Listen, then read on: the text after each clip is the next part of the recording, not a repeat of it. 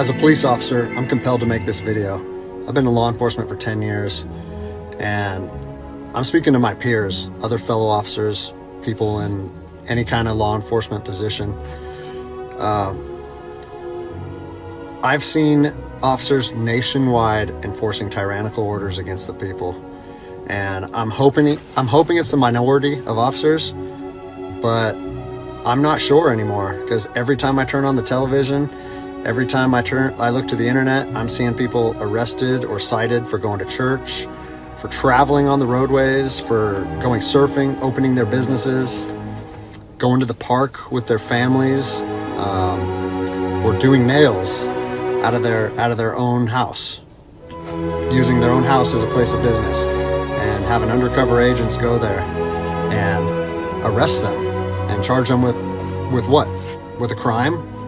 I don't know what crime people are committing by doing nails in their own house, but we're seeing this more and more and more, and we need to start looking at ourselves as officers and thinking, is what I'm doing right?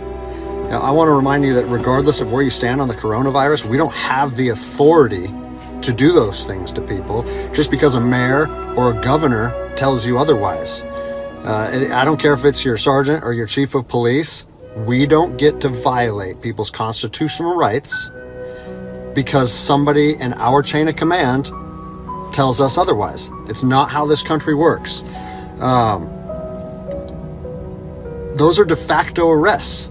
You know, we're violating people's rights and taking money from them, or even worse, arresting them and depriving them of their freedom when they are exercising their constitutional rights.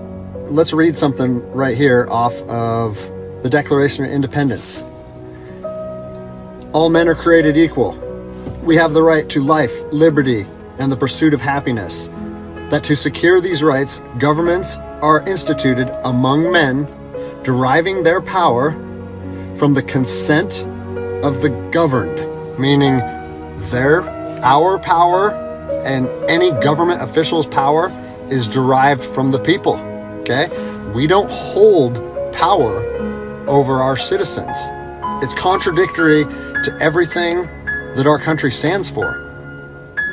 And this is what I'm seeing. First Amendment rights, telling people they can't go to church, freedom of religion, okay? Telling people they can't protest, freedom of assembly. Fourth Amendment violations, illegal traffic stops to check for papers. What are you, the Gestapo? Is this 1930s Nazi Germany? You don't get to stop people unless you have reasonable suspicion or probable cause that they have committed a crime. And I know people that have personally been stopped saying, we want to see papers showing that you're essential. David 2, copy a phone call. That is not how our job works, okay? What really has been pissing me off lately is the fact that these officers that are going out here and enforcing these tyrannical orders, what they're doing is they're putting my job and my safety at risk. Because what you're doing is you're widening the gap between public trust and law enforcement officers. And the thing that I want you guys to realize is that our power that we hold as law enforcement officers is nothing more than a facade. It's a badge and a gun. You don't realize, if you haven't lived in anarchy, if you haven't seen combat, things can be stripped from people in a heartbeat. And that's what I'm afraid of. I'm afraid that these actions are going to wake a sleeping giant, i.e. the American people, okay?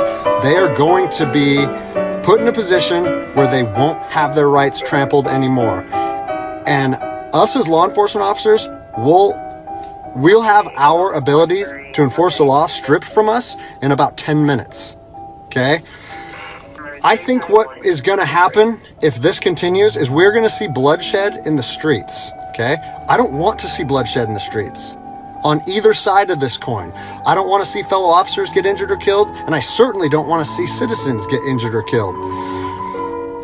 And I promise you, most of you out there doing these tyrannical acts against our citizens, you're not ready for combat. You're not mentally or physically ready for combat in the first place. I promise you, you don't want to go through that. And I hope I never have to go through that again. You know, you don't get to just say, well, I'm doing this because I was told to do so, or I'm following orders, or I need to keep this job. Guess what? I need to keep this job more than anybody. I have 3 young children. I have 2 houses. Like, I have the same sob story that the rest of you guys have. But my personal choices and my living arrangements, no matter what they are, don't allow me to trample on people's rights. Listen, you need to stand up for what's right. You need to, if you're part of a department or an agency that is asking people or asking their officers or their deputies to impose on people's rights and infringe on their freedoms, you need to step up and say, no, that's not me. That's not what I signed up for, and that's going against my oath. And if that costs you your job, so be it. At least you'll be able to look at yourself in the mirror at night. I've already expressed this to my department. As a special operations veteran, I've fought on the streets of Iraq under the US government's guise of freedom. And I'm telling you what, the American people are going to you are going to wake a sleeping giant. And they are going to fight 10 times harder for their freedom on their soil than anything you've ever seen before. And if that's something you're willing to face, then keep trampling on people's rights. But I promise you, the American spirit of defiance is going to rise again, and it's going to be a big problem for our country. So I'll leave you with this, something that I learned as an E-nothing in the Army. No matter what situation you're put in, if you look inside yourself and ask yourself one question, am I doing the right thing? You ask yourself that, you know the answer.